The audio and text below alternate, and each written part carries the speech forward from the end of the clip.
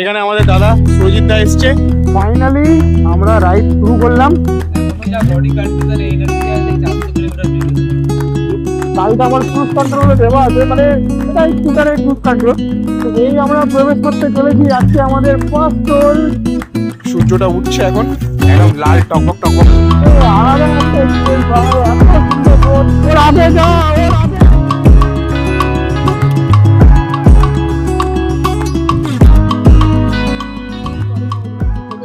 ভাই hey guys, welcome back to my channel need more experience. আবার আপনাদের স্বাগত জানাচ্ছি আবার একটা নতুন পর্ব, নতুন একটা ব্লগ নিয়ে। সো ফাইনালি 2 বছর পর আবার আমি ফুল গিয়ার আপে বেরিয়ে পড়েছি রাইডে।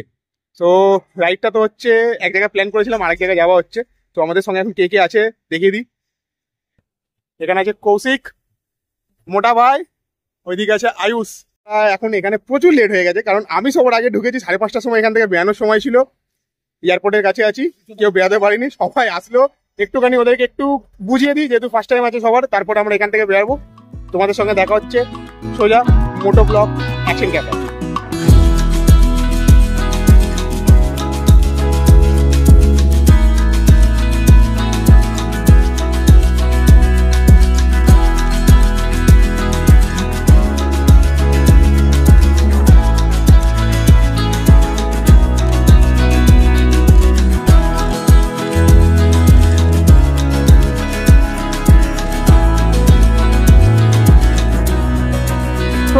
গাইস তো আমরা তো বলেছিলাম গাইস এখান থেকে বেরাবো 5টা 5:30টার মধ্যে, কিন্তু অত্যন্ত লেট হয়ে গেছে। আর আমরা বেরালাম এখন 6:15। তো সামনে দাঁড়িয়ে আছে আমাদের দাদা একজন, সুরজিৎ দাদা। ওই দাদার সঙ্গে একটুখানি দেখা করব, দিয়ে আমরা বেরিয়ে পড়বো আমাদের ফার্স্ট ডেস্টিনেশনের উদ্দেশ্যে। তো ভাই আমার সঙ্গে এখন যে যাচ্ছে সে তো মানে সবাই মোটামুটি এক্সাইটেড আছেই, কিন্তু তাদের থেকে সব থেকে বেশি এক্সাইটেড আমি আছি। কারণ ব্যাপারটা হচ্ছে 2022-এ এপ্রিল মাসে আমরা গেছিলাম সিকিম। ওই হচ্ছে আমার লাস্ট রাইড, মানে লাস্ট লং রাইড। তারপরে আমি আর কোথাও যাইনি, লং রাইডে আমি কোথাও বেরোইনি। তারপরে এই ঠিক 2024-এ আজকে মার্চ মাসের 17 তারিখ, আর আমরা সিকিম গেছিলাম এপ্রিল মাসের 9 তারিখ। তো ভাই গোটাগুটি পুরো 2 বছর পর আমি আবার রাইডে বেরালাম। তো ভাই কি আর বলবো, লেট রাইডে বেরিয়েছি, লেট হবেই। তবে আমরা কোনো কম্পিটিশনে বেরোয়নি, যার জন্য একটু ওয়েট করছি। আর এখানে আমাদের দাদা সুরজিৎ দা এসছে, অনেক কিছু খাবার নিয়ে এসছে প্লাস্টিকে করে, আমাদেরকে দিয়েছে। খাবার নিয়ে আমরা এগোতে থাকবো। আর অভিজিৎ দা আমাদের জন্য আসছে, অভিজিৎ দা আমাকে বললে একটুখানি দাঁড়াতে। অভিজিৎ দার জন্য একটুখানি দাঁড়িয়ে আছি, অভিজিৎ দা আসলে দেখা করবো, বেরিয়ে পড়বো। তো অভিজিৎ দার সঙ্গে একটুখানি দেখা করে নিই, তারপরে তোমাদের সঙ্গে দেখা হচ্ছে মোটো ব্লগ। সো ফাইনালি আমরা রাইড শুরু করলাম বারাসাত থেকে। আমাদের সুরজিৎ দা সিঅফ করলো আমাদেরকে। আর এখান থেকে আমাদের রাস্তা, আমি যতদূর শুনেছি কল্যাণী হরিণঘাটার পর থেকে পুরোপুরি ডবল হাইওয়ে তো হয়েই গেছে। বারাসাতের রোডটা যা হোক করে একটুখানি কমপ্লিট করতে পারলেই হলো। আমি জানি না গাইস ভিউটা কেমন আসছে, তো একটুখানি তোমরা দেখে বলো ভিউটা কেমন আসছে। তো আমরা যাচ্ছি কোথায়? আমরা যাচ্ছি এখান থেকে অরুণাচল রাইড। বেশি দিনের জন্য না, জাস্ট আমরা তাওয়াং যাব, তাওয়াং গিয়ে তাওয়াংয়ের আশেপাশে সব জায়গা ঘুরবো, তারপরে আবার আমরা গেট ব্যাক টু কলকাতা।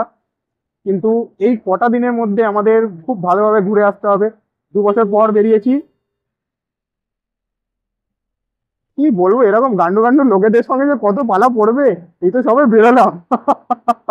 আমি যা এই রাইডে যা এক্সপিরিয়েন্স নিজে ফিল করব, যা এক্সপিরিয়েন্স আমার হবে, সব কিছু আমি তোমাদের সঙ্গে শেয়ার করব। তো আমার সঙ্গে থাকো, পুরো রাইডটা আমার সঙ্গে মজা নাও। যতটা পারবো আমি তোমাদেরকে ইনফরমেশনগুলো শেয়ার করব। আর রাইড ভালো লাগলে অবশ্যই লাইক মারবেই একটা করে। আমরা এখন এসে পৌঁছেছি কল্যাণী বলতে এখান থেকে কল্যাণী থেকে হাইওয়ে চালু হয়ে গেল, যেমন কি তোমরা দেখতে পাচ্ছ। আমি এই জিনিসটারই কথা বলছিলাম, এখন এই রাস্তাটা ব্যাপক করে দিয়েছে, ব্যাপক মানে পুরোপুরি হাইওয়ে। কিছু জায়গা ডাইভারশন আছে যেখানে ডিজের কাজ চলছে, বাদ বাকি এই রাস্তা পুরোপুরি হাইওয়ে করে দিয়েছে। তো আমরা খুব ভালোভাবে যেতে পারবো। সব থেকে বড় কথা হচ্ছে আমাদের রানাঘাটের রেলওয়ে গেট, রানাঘাটের রেল ক্রসিং, যেটার ওপর থেকেও এখন শুনেছি আমি ব্রিজ তৈরি করে দিয়েছে। তো ভালো টানাটানি হবে, চলো। ওর আগে যা, ওর আগে যা, গাড়ি চলছে না। এইভাবে নিয়ে যেতে হচ্ছে এদেরকে, মানে একটুখানি ছেড়ে দিলে কোথায় পেছনে পড়ে যাচ্ছে, ঠেলে ঠেলে এদেরকে নিয়ে যেতে হচ্ছে। চল তাড়াতাড়ি। গাইজ এখন আমার আগে যে যাচ্ছে তার নাম হচ্ছে আয়ুষ। ও সিটি 125 নিয়ে আছে, মানে সব তো লো সিসির আমরা গাড়ি নিয়ে যাচ্ছি, যতটা আমাদের অকাত ততটা নিয়ে যাচ্ছি, কিন্তু আমাদের মোটিভটা হচ্ছে রাইড, রাইডটাকে এনজয় করবো। গাড়ি সিসি ম্যাটার করে না আমাদের কাছে। বাস আমি এই জিনিসটাকে ভালোবাসি, এই জিনিসটা আমাকে তার ভালোবাসাটা দেয়, আমি এটাই জানি। তো চলো যতদূর যাওয়া যাক। আমি এখন যে ব্রিজটা দিয়ে নামছি, এই ব্রিজটা হচ্ছে রানাঘাটের রেল গেটের উপরে তৈরি করা। মানে রানাঘাট রেল গেট ক্রস করা এখন হচ্ছে জাস্ট এরকম একটা ব্যাপার। টোটালি হাইওয়ে ভাই, টোটালি হাইওয়ে, এত ফাইন রাস্তা, এত রোড। যেমন তোমরা দেখছো এই just আমি ডানাতে ছেড়ে দিয়েছি, গাড়িটা আমার ক্রুজ কন্ট্রোলে দেওয়া আছে, মানে এটা স্কুটারের ক্রুজ কন্ট্রোল। গাড়ি নর্মালি আমি 72-73 গাড়ি চলছে, নর্মাল বসে আছি, গাড়ি বিন্দাস চলছে, আরামসে যাচ্ছি আমি। যারা যারা নর্থ বেঙ্গলে প্ল্যান করছো, সিকিম, দার্জিলিং, শিলিগুড়ি, আপ তো শিলিগুড়ি অব্দি তোমরা কিন্তু বারাসাতের রোড ধরো। যারা আমাদের কলকাতা থেকে আসছো তারা বারাসাতের রোড ধরো, বিন্দাস রোড পাবে, বিন্দাস রোড।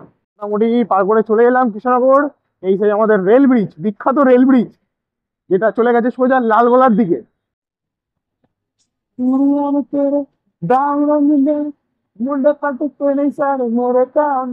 তো এই আমরা প্রবেশ করতে চলেছি আজকে আমাদের ফার্স্ট টোল, যেখানে আমাদের কোনো টাকা দিতে হবে না অবশ্য।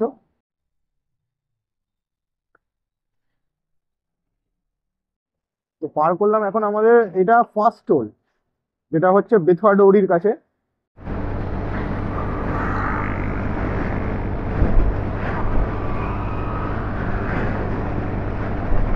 আমি এখন যে ব্রিজের উপর দিয়ে যাচ্ছি তাই আমার এটা ফার্স্ট টাইম এক্সপিরিয়েন্স।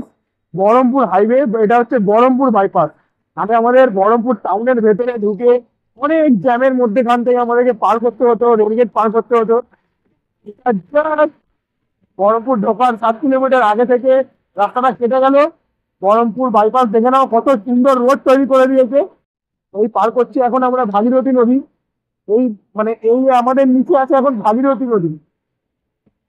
ও ভাই সাব, আলাদা একটা এক্সপিরিয়েন্স ভাই, এত সুন্দর রোড, পুরো খালি রোড, একটা ছোট, এত ছোট একটা পাথর আমি দেখতে পাচ্ছি না রোডে।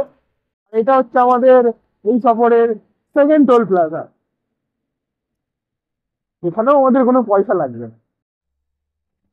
এই সাইড দিয়ে একটা পাতলা রাস্তা করা আছে, আমরা এখান দিয়ে টুস করে বেরিয়ে চলে যাব।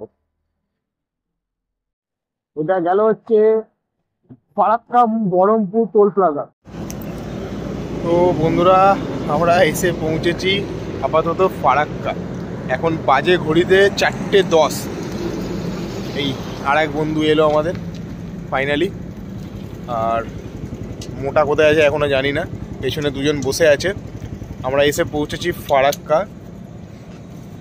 মাঝখানে আমাদের প্রায় 2 ঘন্টা বরবাদ হয়ে গেছে, জন্য আমাদের গাড়ি কৃষ্ণনগরে একটুখানি এদিক ওদিক হয়ে গেছে, মানে গাড়িটা খারাপ হয়ে গেছে। সো আমরা কৃষ্ণনগরে গাড়িটা ছেড়ে দিই। এরা কি ভাই, এদেরকে নিয়ে বেরিয়েছি খালি বসে বসে টাইম নষ্ট। এবার সবাইকে একটুখানি জিজ্ঞেস করি ফারাক্কা অবধি আসার পর কেমন লাগছে। কৌশিক দাদা, কেমন লাগছে দাদা? পায়ে ব্যথা করছে? হ্যাঁ, মালটা একটুখানি লম্বা তো, আর রাইডার চালাচ্ছে। আর আর কোনো সমস্যা?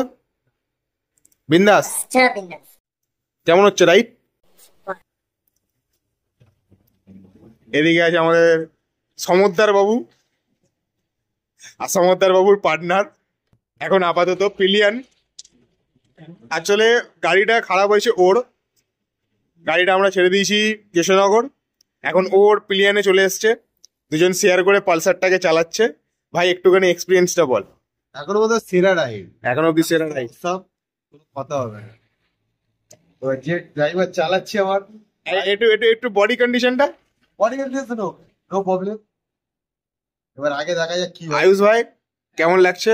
এখন যা বডি কন্ডিশন এনার্জি আছে 400 কিলোমিটার বেরিয়ে যেতে পারবো, তারপরে একেবারে আচ্ছা, এই ছেলেটা কিছুক্ষণ আগে বলছিল দাদা আমি কলকাতা যাবো না ঘুরতে। এখন এক্সাইটমেন্টটা চলে এসেছে। আমার ওর জন্য একটুখানি খারাপ লাগছে, কারণ হচ্ছে ও নিজের গাড়িটা নিয়ে আসতে পারলো না। অনেক শখ করে বেচারা অনেক কিছু কিনিয়েছিলাম ওকে, অনেক কিছু কিনেছিল। কৃষ্ণনগর অবধি এসে ওর গাড়িটা একটু প্রবলেম হয়ে গেছে। ঠিক আছে, আমাদের রাইড করা নিয়ে দরকার, ঘোরা নিয়ে দরকার। আপাতত এখন পিলিয়ন হয়ে যাচ্ছে, সো এনজয় করছি আমরা, আর কিছু না। তো আমাদের অ্যাকচুয়ালি মোটা চলে গেছে অনেকটা আগে। মোটা মানে আমাদের আর এক শুভম আছে, সেই চলে গেছে ফারাক্কা ব্যারেজ পার করে টোল ট্যাক্সের কাছে। তো আমরা এখানে জাস্ট একটু চাফা খাবো, দিয়ে ওকে নেব, সোজা বেরিয়ে যাব রায়গঞ্জের দিকে। আর মালদা আর দাঁড়াবো না আমরা। সো চলো কাপা কাপ চা খেয়ে নিই। তো এখন ঘড়ির কাঁটাই হচ্ছে 4:45। এই ফারাক্কা ব্যারেজ, আমার সামনে গাড়িটা থেকে স্টোন চিপ পড়তে পড়তে যাচ্ছে। এই গাড়িটাকে তাড়াতাড়ি ওভারটেক করতে হবে, আর তখন মুখের মধ্যে এসে পড়বে। হচ্ছে আমাদের এই পর্বের চতুর্থ টোল, যেখানেও আমাদেরকে টাকা কোনো দিতে হবে না।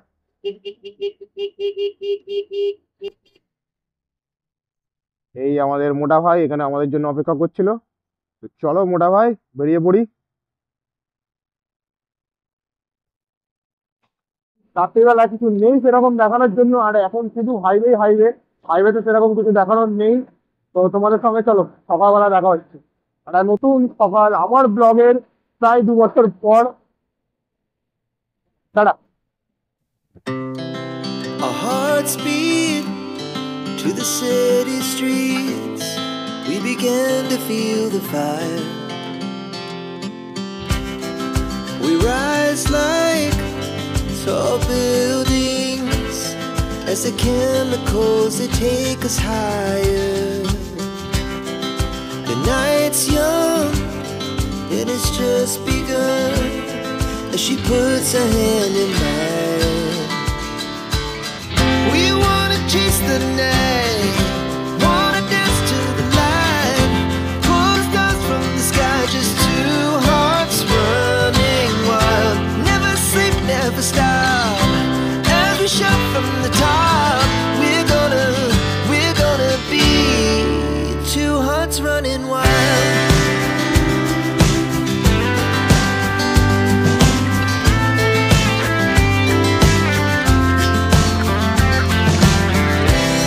Now the morning is the afternoon. We lay awake in bed. ভাই good morning from As the hour Raiganj বলবো না মালদা বলবো, তার মাঝামাঝি আমি ঠিক দাঁড়িয়ে আছি। কারণ রায়গঞ্জ এখান থেকে মোটামুটি আর 30 কিলোমিটার। পেছনে পেট্রোল পাম্প, তেল শেষ হয়ে গেছিলো। নীলু ভাইকেও তো একটুখানি খাওয়াতে হবে, নাহলে তো ভাই আমার পেছনে ঠিক ঠিক এই জায়গাটাতে সূর্যটা উঠছে এখন, একদম লাল টকবক টকবক করছে। আর আমি অনেকটা আগে এগিয়ে চলে এসেছি, প্রায় 22 থেকে 23 কিলোমিটার ওদের থেকে আগে আছি। সেখানে আমি একটুখানি দাঁড়িয়ে পড়লাম, ওরা আসুক দিয়ে একসঙ্গে বেরাবো।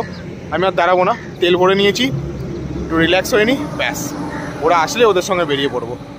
রায়গঞ্জে দাঁড়ানোর প্ল্যান আছে, তবে যদি ঠিক আছে তাহলে একটুখানি সকালে যদি চাটা খাওয়ার ইচ্ছা হয় তাহলে দাঁড়াবো, না ইচ্ছা করলে দাঁড়াবো না।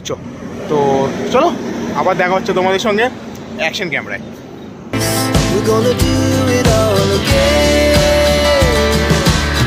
We wanna chase the night, wanna dance to the light, pull stars from the sky, just two hearts running wild. Never sleep, never stop, as we shout from the top. We're gonna be, we're gonna be two hearts running wild.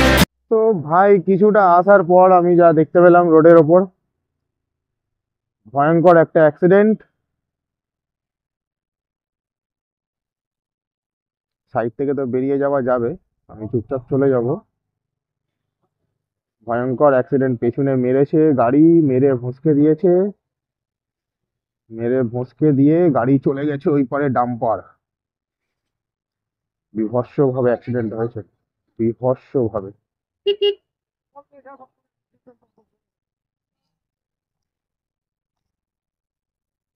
কটার সময় হয়েছে দাদা accident?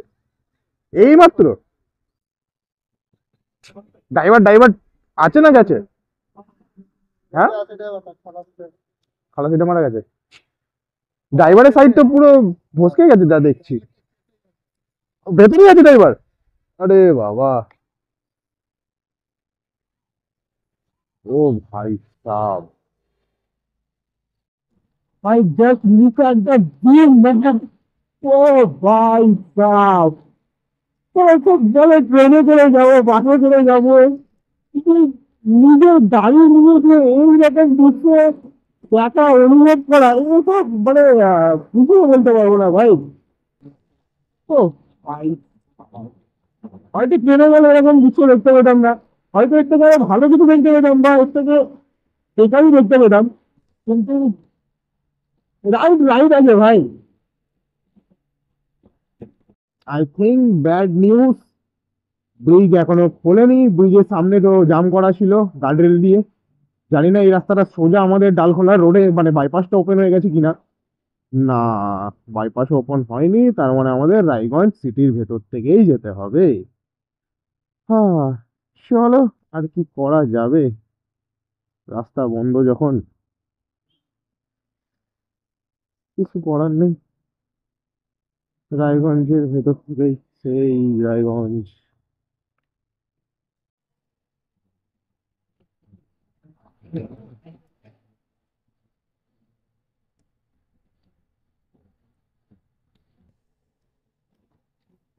মানে আজকে আমাদের কোনো রকম টাকা পয়সা লাগবে না, বিন্দাস যাবো, কিন্তু বাম্পার গুলো দেখতে সামলাবে। ওরে বাবারে, আমার এখানে হাওয়াটা দেখে হয়তো তোমরা বুঝতে পারছো, পেছনে সূর্যি বাবা একদম মাথার উপরে আস্তে আস্তে আসছে। তো গরম কতটা পড়বে বাই রোড এখন আমি জানি না। এখন অব্দি তো মোটামুটি একটু ঠান্ডা ঠান্ডাই আবহাওয়া আছে, ঠান্ডা ঠান্ডা লাগছে। যাক, আমি রায়গঞ্জে তো দাঁড়াইনি, ডালখোলাতেও দাঁড়াবো কিনা কোনো ঠিক নেই। আর এই ভিডিও ক্লিপটার পরেই দুর্ভাগ্যবশত আমার অ্যাক্সিডেন্ট হয়। আমি এই ভিডিওটার পরে ক্যামেরাটা অফ করে দিই, আর ঠিক তার পরেই আমার অ্যাক্সিডেন্টটা হয়, আর আমরা ডালখোলাতে স্টে করি। তো ভাই ডিনার কমপ্লিট, দাঁড়িয়ে আছি এখন পেছনে এই শিলিগুড়ি কলকাতার বাস, যেটা হচ্ছে আমাদের আয়ুষ ভাই এখন আমাদের ছেড়ে চলে যাবে, ওকে বিদায় জানানো, সি অফ করার জন্য আমরা এখানে দাঁড়িয়ে আছি। এই মোটা ভাই সবসময় সিওসি নিয়ে ব্যস্ত, মানে ওর বিল্ডারগুলোকে খালি বসতে দেবে না, যখন তখন মানে ওকে কাজ করাতেই দরকার। ভাই ডালখোলা অব্দি এসে কেমন লাগছে বলো ভাইকে স্কুটারে?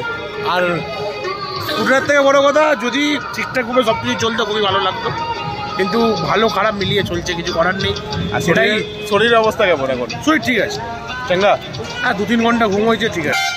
রাত্রে 2-3 ঘন্টা এবার হচ্ছে আমাদের এই ব্যাপার। আচ্ছা, ভাইকে আগে বিদায় করে দিই, কারণ বাসের হর্ন বাজিয়ে দিয়েছে। ভাই সাবধানে যাস, বাড়িতে গিয়ে একটুখানি ফোন টোন করিস, ভালোভাবে যাস, বাড়িতে গিয়ে ফোন করিস, ঠিক আছে?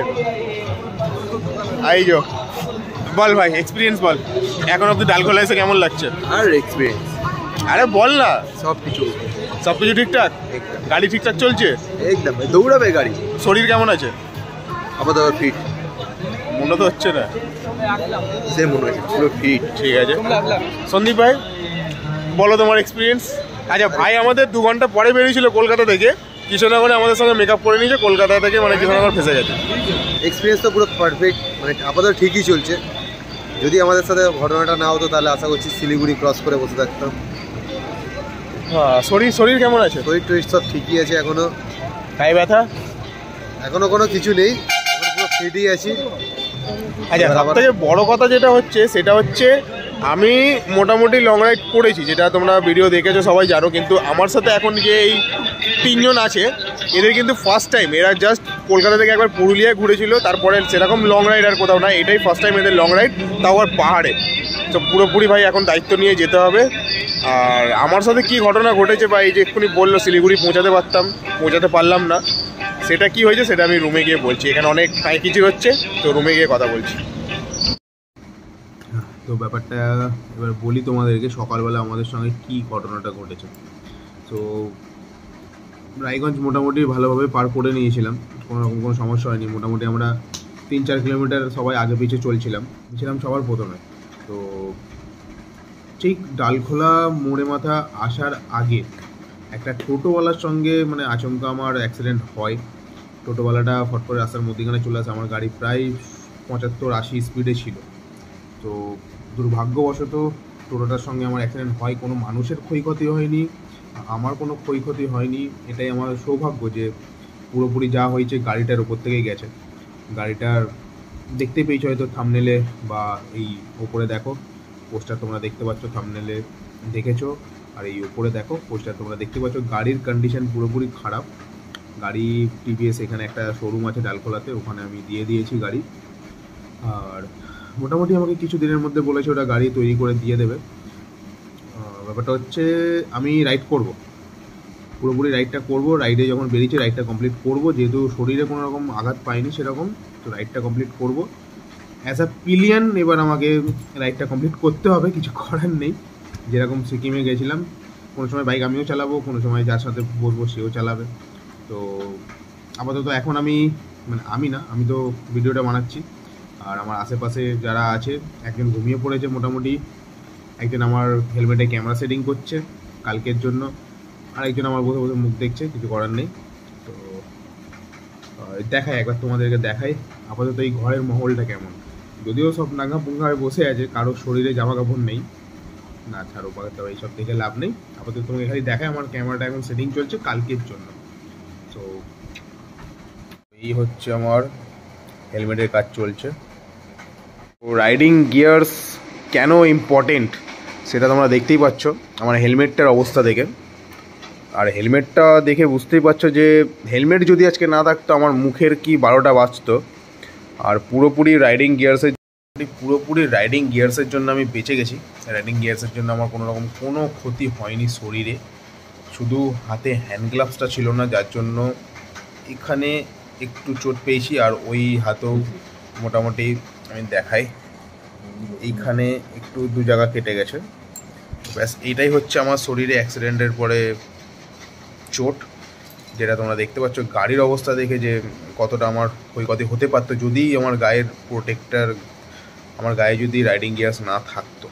তো কিছু করার নেই, কপালে ছিল, হয়ে গেছে, এই নিয়ে ভেবে লাভ নেই। রাইডার্সদের এটাই একটা জীবন, মানে রাস্তায় যাই হোক না কেন রাইডটা কমপ্লিট করতে হবে যদি তুমি সুস্থ থাকো। তো আমি রাইড কমপ্লিট করে বাড়ি ফিরবো। তো ডিনার হয়ে গেছে, আজকের ব্লগ আমি এখানেই শেষ করছি। কালকে আবার একটা নতুন ব্লগ শুরু করব। হয়তো কালকে আমরা পাহাড়ের দেখা পেতেও পারি, পাহাড়ের দেখা পাবো কি না পাবো সেটা জানি না, কিন্তু চা বাগান আমরা দেখতে পাবো। সো চলো কালকে দেখা হচ্ছে আবার তোমাদের সাথে। আজকের জন্য গুড নাইট। আর যদি ভিডিওটা ভালো লেগে থাকে কোথাও না কোথাও, তাহলে লাইক, সাবস্ক্রাইব, কমেন্ট করে আমাকে জানাও কেমন লাগলো ভিডিওটা। চলো টাটা, গুড নাইট।